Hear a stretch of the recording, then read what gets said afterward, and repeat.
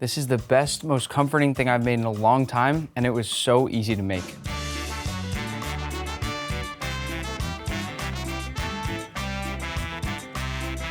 To marinate our chicken, we'll combine chipotle and adobo, a few cloves of garlic, the zest and juice of a few limes. Whenever I use citrus of any kind in a recipe, I love using the zest. Some freshly squeezed orange juice, salt, cumin, smoked paprika, dried oregano, black pepper, and some neutral oil to a blender. Blend this up, then pour it over some boneless, skinless chicken thighs, toss on some gloves, and mix until fully coated. You know when you're making something, but you can just tell by the smell that it's gonna be good? This marinade is exactly that. Cover it up with plastic wrap, then place it in the fridge for at least 4 hours or preferably overnight. Next, we'll move on to make our creamy pinto beans. I've always felt like beans in burritos are normally an afterthought, so I thought with this recipe we'd make some really great beans that you could love just by themselves. These have already soaked overnight, and after they're drained, I'll add them to a pot along with some yellow onion, smashed garlic cloves, a dried bay leaf, some cumin, and a sprinkle of salt. Cover this all up with water about an inch above the beans, then turn the heat to high, and once it reaches a boil, reduce to a simmer with the lid on but slightly cracked for 1 to 2 hours or until the beans are soft and tender. To finish these off, I'm gonna pick out all the aromatics, although I may leave a bit of the garlic behind for some extra flavor, and then mash to your liking. I like a good mix, so I like to still see a couple full-size beans in there, but I also wanna mash enough up that we get this natural creaminess. If you wanna thicken them up more, now's also the time. Turn up your heat and continue stirring until you're happy. Beans aren't necessarily the most beautiful food out there, but as I've learned to appreciate food more and more over time, I've learned to appreciate flavor above all else, and that is what matters here. These beans are delicious. To make our cilantro lime rice, we'll rinse off some long grain white rice until the water runs clear, then cooking it the same way it's done at many taquerias. First by adding some oil to a pot and cranking up the heat, then adding in our rice and toasting it for just 2 to 3 minutes. This adds a delicious nutty flavor to the rice and helps to make sure those grains don't clump together and stay individual when they're in the burrito. Once toasted, I'll top it off with chicken stock and salt, and once it comes to a boil, turn it to a simmer, then cover and cook until light and fluffy. I make my flour tortillas homemade for 2 reasons. First, they taste better than store-bought, and they're really easy to make. All you do is combine flour, lard, and salt, and mix until it feels like lumpy sand, and then add some warm water and continue mixing with your hands until a dough starts to form. It is literally one of the easiest things you can possibly make. Once you've formed a dough and collected everything from the side of the bowl, place it on a flat work surface and knead for about 5 minutes until the dough becomes soft and tacky. We'll cover and let this rest while we finish off our rice. I'll add this to a bowl, then chop up some fresh cilantro or parsley if you don't like cilantro, then toss that in along with plenty of lime zest, a little lime juice, and one last sprinkle of salt. Fold this all together and you've got a cilantro lime rice that's packed with so much flavor, it'll take your burrito to the next level. Once our dough is rested, we'll cut it in half and make our tortillas by adding a tiny bit of flour to our work surface, then rolling it out until it's nice and thin, about 14 inches across. Once it's nice and thin, throw it directly onto a hot, dry plancha, or any flat work surface or pan you might have at home. Move it around to make sure it gets even heat across your pan, and if any big air bubbles appear, pop them to let the steam escape unless you want to have problems rolling your burritos later. When your tortilla is finishing up, line a baking sheet with a damp kitchen towel, then toss it on there and cover it up with another damp kitchen towel. Put this in a lightly warm oven to steam until you're ready to roll your burritos. To cook our chicken, we'll add some high smoke point oil to our plancha and let it cook until it gets a nice char. This is one of the most important steps when it comes to making our burritos because this is where we develop the most flavor. Anytime you cook with anything spicy like chipotle and adobo, you do want to cook in a well-ventilated area because anytime you heat up spice, it fills your kitchen and you can smell it and feel it. And before anybody says burnt, my goal right now is to get a nice dark black char on the bottom of all my chicken. It can be spots, it can be the whole thing. I want that char and I want that flavor. There we go, perfect. If I could pick one, that's the one. The moment you learn that this equals flavor is the moment everything in the kitchen will change for you. Once all of our chicken has been cooked through, we'll lay it off to rest and soak in all its juices. The final step before assembly is our 3 sauces, toppings, whatever you want to call them. First, a quick pico de gallo with chopped tomatoes, chopped jalapenos, chopped white onion, finely chopped cilantro, a squeeze of lime juice, and a pinch of salt. A quick mix, and that's done. Next, our chipotle crema. All we need is Mexican crema or sour cream, chipotle and adobo, a squeeze of lime juice, and a pinch of salt. This one is also done. I told you they'd be quick. Add garlic, salt, jalapeno, and cilantro stems to your molcajete, and then pound them into a rough paste. Then we'll add some onion and continue pounding to release some of their juices. And now is when we add our nice ripe avocados. You pick whatever level of ripeness you want here, as well as a squeeze of lime juice and mash until you're happy. Everyone likes a different level of chunkiness, so this is where you can customize. That's it, I'm happy. Our chicken's had plenty of time to rest and finish cooking, and I'm just gonna say this loud and clear, do not get rid of all these juices, oops, on the pan, I just lost some. That sucks.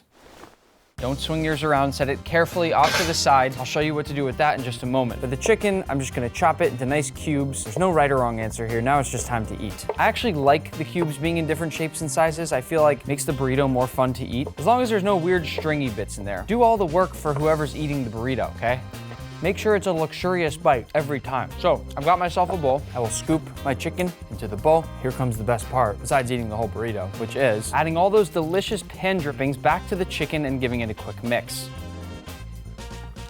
Chipotle, take notes. Eating the chicken without that juice added back versus eating it with it back, huge difference. Now, to assemble, place down your hot and steamy tortilla. This allows you to roll it up easier. Nice layer of Oaxaca cheese, cilantro, lime, rice. That warm rice will help to start to melt the cheese. Then, creamy pinto beans, spooned over the top of the rice. I always get too excited and I fill it too much. Chicken, a nice, generous portion of it. Pico de gallo, a few pickled jalapenos, some of that beautiful crema, and maybe a little more Oaxaca cheese, because why not? And now we roll. That is a big boy. Squeeze it in together a little bit, get it real tight, and then we roll. There we go. And I'll just either fold or trim this extra part under. When you make your own tortillas, you might have a little bit of extra. I don't think there's any shame in just trimming it off. My final trick is to peel it back and add a little bit of cheese there. That's gonna act as our glue in just a moment. And place it carefully and confidently into a warm pan to seal. Now, if you just wanna seal it on one side, you could put the guacamole in the top part of your burrito. That way it doesn't actually touch the heat, but I prefer to just sort of lob it on there as I'm eating with a spoon, whenever I feel like getting a bite of that creamy avocado. How's it look? Let's see. I'll give you a sneak peek. Perfect. I probably need something to help me pick this thing up. No, that's not gonna work. Here we go. Put it back here. Oh my gosh, that looks good. I think I'm gonna slice it at an angle. Yeah, I like that idea. We ready? I thought I was, but I actually don't even think I was ready for this. To eat it, I'll add on just a bit of my fresh guacamole, and there's so much going on that I don't even know where to start. I wouldn't change a thing with this one. It's perfect. I can't wait for some of you to make this. It's insane.